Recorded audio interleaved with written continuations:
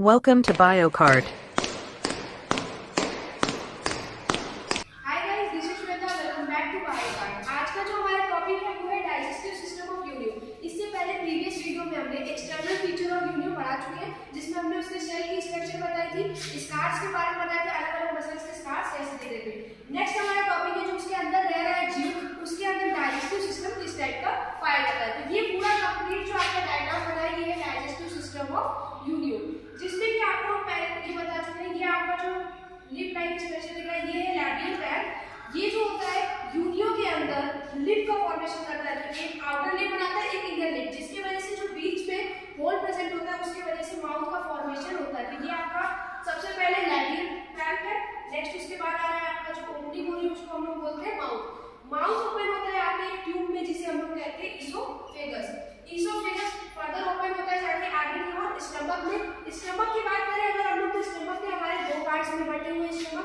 पहला वाला पार्ट को हम बोलते हैं डॉर्सल पार्ट और उसके नीचे वाले पार्ट को हम बोलते हैं वेंट्रल पार्ट। डॉर्सल पार्ट और वेंट्रल पार्ट के अगर हम वेंट्रल पार्ट में देखेंगे तो वेंट्रल पार्ट का हमारा दूसरा नेम होता है स्टाइल सैक। इसी स्टाइल सैक वाले पोर्शन से हमारा एक स्ट्रक्चर अराइज होता है, रॉड लाइन, जिसको हम लोग कहते हैं क्रिस्टलाइन सैक। यहाँ पर दिखाई दे रहा होगा एक रॉड लाइन स्ट्रक्चर निकला हुआ है जिसको क्रिस्टलाइन सैक बोला जाता है। ये जो क्रिस्टलाइन सैक होता है ये ग्लूकोप्रोटीन का बना हुआ होता है, जिसमें बहुत सारे एंजाइम होते हैं। मान लीजिए इस तरीके का सैक है जो कि बहुत सारे ग्लूकोप्रोटीन का मिलकर बना हुआ है, और ये जो ग्लूकोप्रोटीन है इनके पास बहुत सारे एंजाइम्स प्रेजेंट होते हैं, जैसे कि अमाइलेज है, ग्लाइकोजिनेज है, और ये दोनों एंजाइम मिलकर क्या करते हैं, कार्बोहाइड्रेट का डाइजेशन करते हैं। मतलब कि जो भी यूनियो फीडिंग के दौरान कार्बोहाइड्रेट लिया होगा उस कार्बोहाइड्रेट का डाइजेशन इस क्रिस्टलाइन सैक से निकले हुए एंजाइम के थ्रू होता है। तो ये प्रोसेस होती कैसे, ये क्रिस्टलाइन सैक हमेशा इस पे जो आपके स्टमक की वॉल है इस पे बीट करता रहता है, और यहाँ वाला वॉल जो होता है स्टमक का वो थोड़ा थिक होता है। यहाँ वाला जो आपका क्रिस्टलाइन सैक है जब इस पे बीटिंग करता है तो ये ग्लूकोपेप्टाइड्स वाले जो पार्ट होते हैं वो निकलते हैं, टूट कर गिरते हैं, और वो जब टूट कर गिरते हैं तो उसमें से एंजाइम रिलीज होता है। एंजाइम कौन सा रिलीज होता है, अमाइलेज और ग्लाइकोजिनेज, जिससे कि जो फूड पे पड़ता है तो फूड का डाइजेशन होता है। नेक्स्ट बात करें हम लोग, यहाँ से अगर हम देखें कि स्टमक जो होता है उसका वेंट्रल पार्ट ओपन होता है एक कॉइल्ड ट्यूब में, जिसे हम कहते हैं इंटेस्टाइन। इंटेस्टाइन में अगर हम लोग देखें तो ये नीचे वाला पोर्शन जो आपको दिखाई दे रहा है फूड है। फूड में आधा पोर्शन एलिमेंट्री कैनाल का धंसा हुआ रहता है, एम्बेडेड रहता है। तो अगर आप देखें कि इंटेस्टाइन कॉइल्ड स्ट्रक्चर है और उसका आधा से ज्यादा पोर्शन फूड वाले हिस्से में दबा हुआ रहता है। इंटेस्टाइन के साइड में जो आपको स्ट्रक्चर दिखाई दे रहा होगा वो है गोनैड्स का।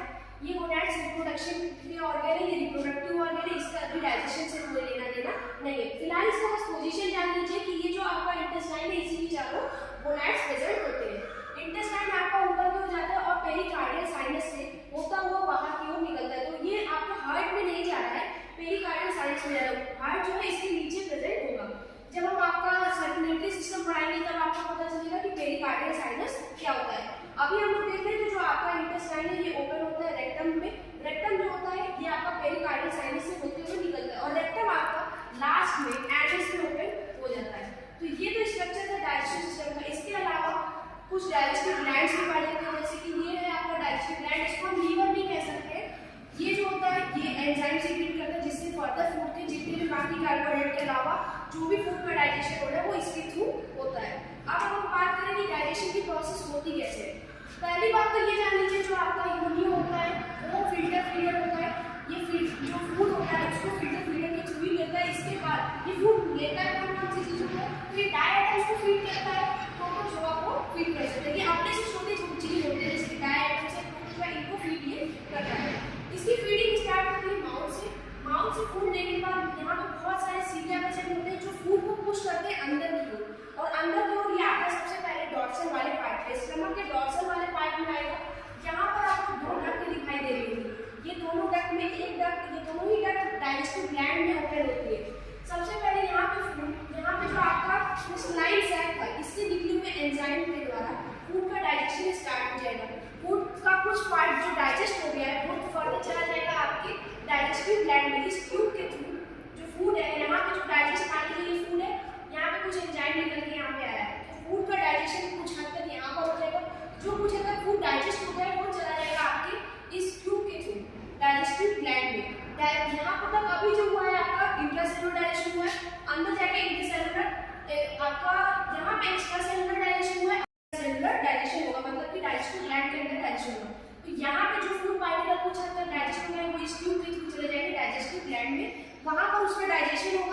डाइजेशन होने के बाद जब जो फूड पूरी तरीके से डाइजेस्ट हो चुके होंगे वो एब्जॉर्ब यही डाइजेस्टिव ग्लैंड के थ्रू हो जाएंगे। जो फूड डाइजेस्ट नहीं हुए होंगे वो वापस नीचे की ओर बाहर निकल आएंगे इस ट्यूब के थ्रू। जो सेकंड वाली ट्यूब है उस ट्यूब के थ्रू ये जो अनडाइजेस्टेड फूड है डाइजेस्टिव ग्लैंड में जो डाइजेस्ट नहीं हुआ वो बाहर निकल आएंगे। यहाँ से वो फूड चले जाएंगे वेंट्रल वाले पार्ट में। वेंट्रल वाले पार्ट में भी आपका डाइजेशन होगा।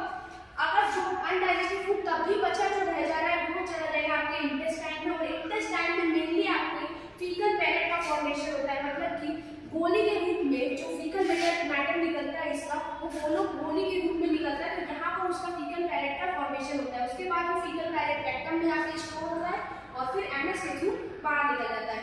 इसमें आपको एक चीज जानने वाली और चीज है कि जो आपको हमने इसमें बताया था कि मेंटल की कवरिंग होती है। तो जो मेंटल की कवरिंग अगर हम पीछे तरफ देखेंगे तो दो टिप पे इस तरीके से दो पॉइंट में एक दो तीन तीन पॉइंट पे अटैच रहती है और बीच में खाली गैप रहता है। ये जो गैप होता है ये आपका साइकिल का फॉर्मेशन करता है। तो सबसे पहले ऊपर एक्स करंट साइकिल है, नीचे की ओर इन करंट साइकिल है। एक्स करंट साइकिल ये आपका जो इन करंट साइकिल है इससे कोई भी पानी कोई भी वाटर जो होता है वो अंदर आता है जिसके थ्रू फूड जो है वो अंदर की ओर एंट्री करता है। फिर यहाँ से फूड माउथ में जाता है। माउथ से फूड डाइजेस्ट होकर जो अनडाइजेस्टेड फूड है वो एमएस से निकल के और एक्स करंट से वापस बाहर हो जाता है। तो अगर एंट्री का पॉइंट है तो इन करंट से जाएगा अंदर, इन करंट से अंदर जाएगा, फिर वापस माउथ में जाएगा। माउथ से फूड डाइजेस्ट होगा और जो अनडाइजेस्टेड फूड होंगे वो एमएस से निकलेंगे और एमएस से वापस एक्स करंट साइकिल से बाहर हो जाते हैं। तो ये पूरा पाथवे है फूड के जाने का। इसके बाद अगर बात करें तो ये आपका आउटर एक्सोस्केलेटन है, शेल है। ये पूरी आपकी स्ट्रक्चर की बाकी जो ये बाहर दिखाई दे रहे हैं ये एडेक्टर और रिट्रैक्टर मसल्स है। तो ये था आपका कंप्लीट फिजियोलॉजी, आपका जो डाइजेशन की प्रोसेस है यूनियो में किस तरीके से होता है। Hope so